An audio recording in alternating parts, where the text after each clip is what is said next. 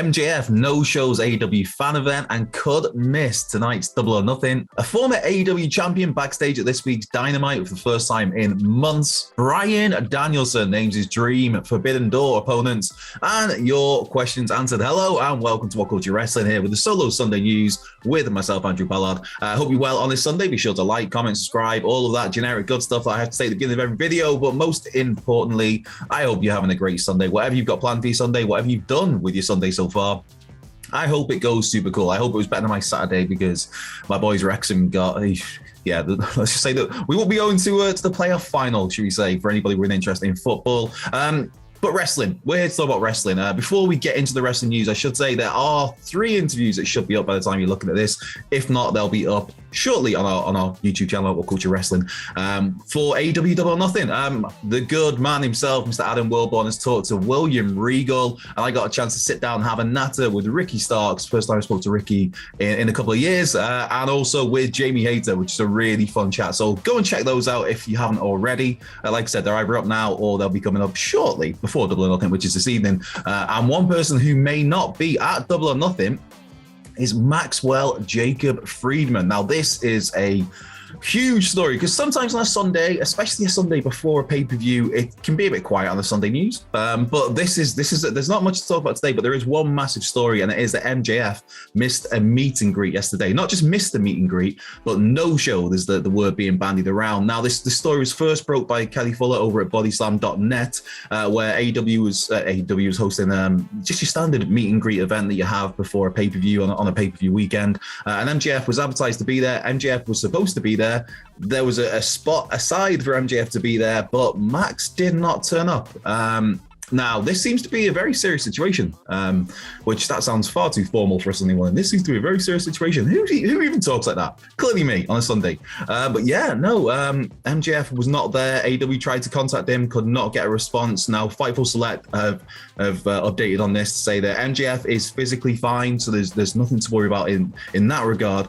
But the biggest part of this story, I mean, him no-showing the event is a big part, but as of right now, as I'm recording this, it's not known whether MJF is even in Las Vegas, which is where Double or Nothing is being held later today. Now, this is because Fightful reported that a flight was booked out of Vegas for MJF last night. Now, it's not known whether he got on that flight. If he did, clearly, the chances of him being at Double or Nothing to face Wardlow are very slim. So this is pretty huge. The relationship between AEW, between Tony Khan, AEW, and MJF is said to be at an all-time low. AEW source told Fightful that the company is very unhappy about all of this. And yeah, man, this is definitely a story to keep your eye on throughout the rest of today and for the next week or so or more, because this is huge. I mean, MJF is one of the biggest stars in the promotion. To me, as much as there are, Double or Nothing is a completely stacked card. There's so many matches I'm looking forward to. But in terms of, for me personally, I think the story that's been built the best leading into Double or Nothing is clearly MJF and Wardlow. Now, right now, it's not known whether that match is even going to take place tonight. So this is nuts, man. And this is the latest in a line of problems between MJF and AEW. Now, recently there was the Ariel Helwani interview that MJF did, which he hadn't got approval from AEW for. Tony Khan has since said that if he was asked if Max could do the interview with Ariel, then he would have said yes, it would have been approved. But the issue is he didn't get asked, and so that's one problem. And then other than that, there is contract issues because MJF is apparently not happy with what he's getting paid. Because you have to think, I don't know the ins and outs of his contracts, but he is an AEW original, and then since then, you've got to think you've had people like John Moxley come in, you've had people like Bryan Danielson come in, CM Punk come in, Adam Cole, Keith Lee even. You've had big names come in that will be getting more money than MJF. And if MJF's being positioned as a massive star and you're looking across thinking, well, that guy is getting X amount and I'm only getting X amount, and I'm the big star as well, then yeah, but this is definitely one to keep your eye on. And I mean, MJF, he's not on Double or Nothing. That's massive. I mean, Wilborn and Murray will be here tomorrow to give you an update on that, whatever happens. But yeah, this is definitely one to keep an eye on. Now, somebody who, while Max might not be at Double or Nothing, somebody who was at Dynamite this past Wednesday for the first time in months is The Machine, Brian Cage, the former FTW champion, of course, former member of Team Taz, former Impact World Champion. Brian Cage has not been seen on AEW programming since I think it was October, because there was the whole fallout of him leaving Team Taz, and he had some matches with Ricky Starks. I think it was a Philadelphia. It was some sort of street fight. I think it was a Philadelphia street fight. In October, and then Brian Cage has not been seen on AEW TV since then. The belief at one point was that Cage would be on his way out of AEW, that WWE were interested, and that he may be done with the company. But then, somewhat surprisingly, Tony Khan re-upped and re-signed Brian Cage, triggered a contract extension this past February.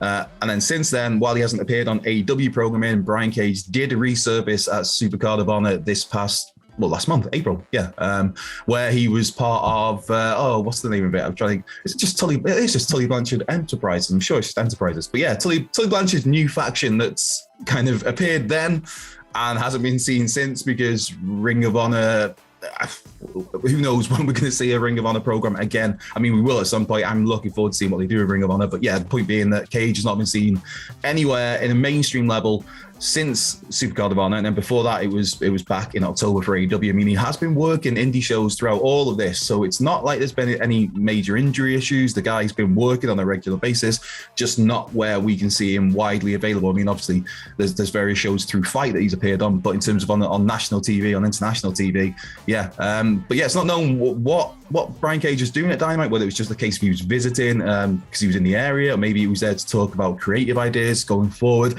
It's not really known, but it's just cool to know that he's back there. I mean, Brian Cage, he's clearly a talented dude, and it's one of those where his absence has been a bit like, right, well, okay, that's a little bit odd that you've not had him on your TV for so long. But yeah, who knows when we see Brian Cage again? Maybe it's sooner than we think. Hey, maybe it's tonight. Maybe he's a surprise replacement. I fill in for MJF. Who knows, man? That story's just that's probably blown my mind that MJF stuff this morning. But hey, one thing that would blow my mind would also be Bryan Danielson versus Zack Sabre Jr. And if Danielson gets his way, that's a match we very may well get next month at Forbidden Door. Now, of course, Forbidden Door is the AEW New Japan Pro Wrestling crossover show, and it's, I mean, you just think of all the matches that are out there, man. There's so many like dream matches. I mean, anything with Okada. There's talk of Okada and CM Punk. There's talk of Okada and Bryan Danielson. There's talk maybe somehow that we get Okada and Omega again. I mean, you've got Tanahashi and Moxley on the table. You've got so many matches there that are just dream matches where you take I mean, obviously Kota Ibushi's off the table at the moment. I think Naito's off the table as well, but there's just like so much talent there in New Japan Pro Wrestling and so much talent in AEW, and the thought of seeing these two promotions crossing over, that's good news for my Sunday. But Bryan Danielson, in an interview with Sports Illustrated, named Zack Sabre Jr. and Kazuchika Okada as dream opponents. In fact, to quote, "I would love to wrestle Okada, but in the back of my mind, I'm thinking about Zack Sabre Jr. and I'm wrestling him to see who is the best technical wrestler in the world. We have two very different styles of technical wrestling. We wrestled in 2008 and he was just a kid, but I was super impressed with him then. He's grown into this amazing wrestler, and I don't ever recall seeing anyone wrestle with his technique." Now, Bryan Danielson is a wrestler who, quite frankly, loves to wrestle. He loves to wrestle great wrestlers. And so, being the eager, giddy sort that he is, he also ran off and listed Tomohiro Ishii, Hiroshi Tanahashi, Shingo Takagi, Kenta, and Shibata as other people he'd like to tangle with. So Bryan's basically gone like, yeah, I want any of these guys, but I think by the sounds of it, his preference is probably Zack Sabre Jr. I mean, any of these matches, I think, would be gold, just because of the people who've been involved in them. Of course, Forbidden Door is June 26th, I believe, for the United Center in Chicago. And the first seeds of Forbidden Door was sown on this past week's Dynamite, where you had the Great O'Khan and Jeff Cobb interfering, Roppongi Vice and FTR. And I think we're going to see a lot more. Well, we will. It goes without saying, we're going to see a lot more of New Japan Pro Wrestling talents appearing on AEW TV in the next coming weeks, because, like I said, June 26th, that's the big pay-per-view. And we may even see some New Japan Pro Wrestling stars tonight at Double or Nothing. Right, let's wrap things up with some questions, because like I said, Sundays can sometimes be quite quiet. So let's crack on with some questions. And first and foremost, we've got Hector Garcia III. Hey Hector, how are you doing? Hope you enjoyed your time off. I did indeed. Yeah, I was actually, no, I didn't. I was off last Sunday to go to the FA Trophy final to watch Wrexham against Bromley, and I didn't go because I got really ill on the day of it, which was but it was just nice to be off on a Sunday at least. So hope you enjoyed your time off. Today, which promotion would use the following best, and where would you see them on the card? Upper, mid, or lower? So Kerry and Kevin Von Erich as solo acts, Chris Adams, gentleman Chris Adams, hey, always here for that, and Gino Hernandez as a team, and the Freebirds as a team. And he's dog sitting for Lachita and Smalls, who look very, very cute. Thanks for that, Hector. As always, send any pet pictures my way on a Sunday. It brightens my Sunday massively. Where do I mean, Kevin and Kerry, I automatically think the NWA and as top guys. I mean, the Von Erichs, just especially those two, just such talented guys. I mean, growing up, I remember the first time I saw the Von Erichs, it was Kerry, it was a Texas Tornado. It was in WWF in 1991. Then you go back and you watch. That's the good thing about the network, man. I mean, we can all slate the current WWE product as much as we want, but the W Network is fantastic, and you can go back and I think I'm doing an advert here for it, but the point being, you can go back, you can watch World Class, you can go back and watch Mid South, you can go back and watch whatever you want to watch, Smoky Mountain Wrestling even, ECW, obviously WCW, WWF, but yeah, it's cool to go back and watch things. You can go back and watch the Von Erichs, and you do that, and you get an appreciation for how good of workers they were, in particularly Kerry and Kevin. So I think they'd be top guys in something like the NWA. I think they could thrive and they could thrive anywhere. I don't think WWE, just because of the fit, again, sports entertainment, whereas the Von Erichs wrestlers, man, it was great blood, violence, wrestling, baby faces, heels. It was traditional professional wrestling. So I don't think WWE, but I think anywhere else they'd absolutely thrive. Gentlemen, Chris Adams and Gino Hernandez. For some reason, I'm thinking Impact. I think they'd be really good as a tag team in Impact. I don't know why I'm thinking Impact, but hey, this is my chance to throw Impact Wrestling there on a Sunday. I always like to pick up Impact. So yeah, I think they'd be good in Impact.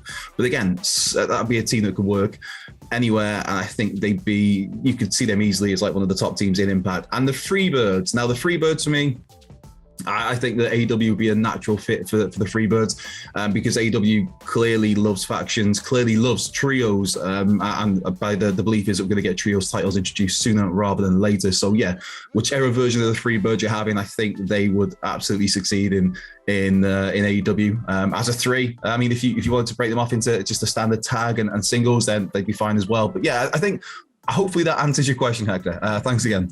Right, Dustin Sentineg. Hello, Andrew. I'm a huge Harry Potter fan, so have some fun with this. Who from any promotion would you sort into the Hogwarts house? All four houses must be represented: Gryffindor, Hufflepuff, Ravenclaw, and Slytherin. Firstly, Dustin, thank you for the picture of the pooch. A very curly pooch there. Again, send those pictures into me on a Sunday. It really does brighten my day. Now, this is the swerve, brother. I've only ever seen one Harry Potter film, and I didn't really enjoy it. But that was because it was like the third film, The Prisoner of Azkaban, I believe it's called. So I won't be able to answer this question, I'm afraid, dude. But yeah, I didn't really enjoy it. I went with a girlfriend at the time who dragged me to the cinema on the promise that Ian Brown was going to be in it from the Stone Roses, one of my favorite bands of all time. And he was for like half a second of like a passing shot. And I'm sure he's like stirring his tea with his finger. And I just didn't really know what was going on, because this was the third film of a franchise. So having not seen the prior two movies or read the books, I was just like, I have no idea what's going on. So that's my answer on that one. Throw that question back at me, but with like Jedi and Sith. Something like that. Then I can give you an answer. But yeah, unfortunately, I'm one of those losers who's never seen the Harry Potter films really, apart from that one. And I'm sure everybody tells me how great they are. I'm sure they're fantastic. But yeah, I've never got around to it, which makes me very much a loser. Mark Solid, hey Mark. Morning, Andrew. Thoughts on Chris Statlander joining Team Taz or the House of Black? # this is news. Again, thanks for the picture there of Apollo and a couple of his friends, I believe, and a special shout out to the belly on the dog lying there on the floor. That's a very cute belly. Right. I think Statlander in the House of Black, I think could work. She's clearly gone through some character development, some character changes in the last couple of months. As a little bit more of a serious character rather than the booping alien, which I like the booping alien, but that's only going to get you so far, I think. And so, yeah, I think her in the House of Black, I think for Team Taz, if I'm thinking of adding new members, I'm thinking of adding female members, I'm thinking legit Layla Hirsch. I said it as soon as Team Taz was a thing. And as soon as I saw Layla Hirsch, it's like these two things, just the short stature, the powerful stance, the powerful base, the suplexes, the throws, the submissions. it's like she is like just there's so much of Layla Hirsch where you watch it, it's like, yeah, man, she's a bit like Taz and she's a badass like Taz. So yeah, I think if I'm looking at Team Taz, I'm thinking legit Layla when she's back from her injury. And yeah, if Starter was in House of Black, I think that could work. Final question, Chris Green, what do you make of the potential Hogan versus Flair match? Please say hello to Benji and Daisy. Benji looks like a dude there chilling in that chair, and Daisy looks, of course, exceptionally cute there with that tennis ball. Thanks for the pictures, Chris. Yeah, Hogan Flair. No, I just, yeah.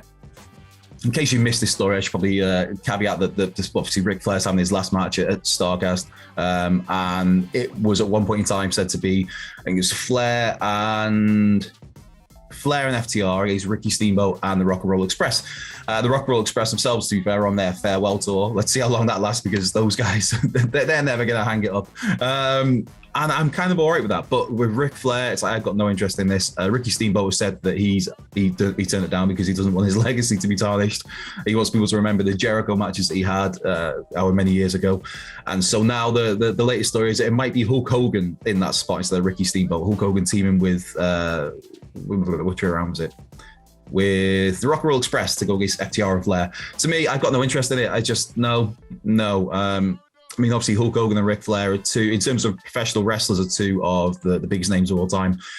Their out of the ring antics, not so much. But it's, yeah, they're two of the biggest names in the history of professional wrestling. Just, I don't need to see it. I don't need to see Ric Flair.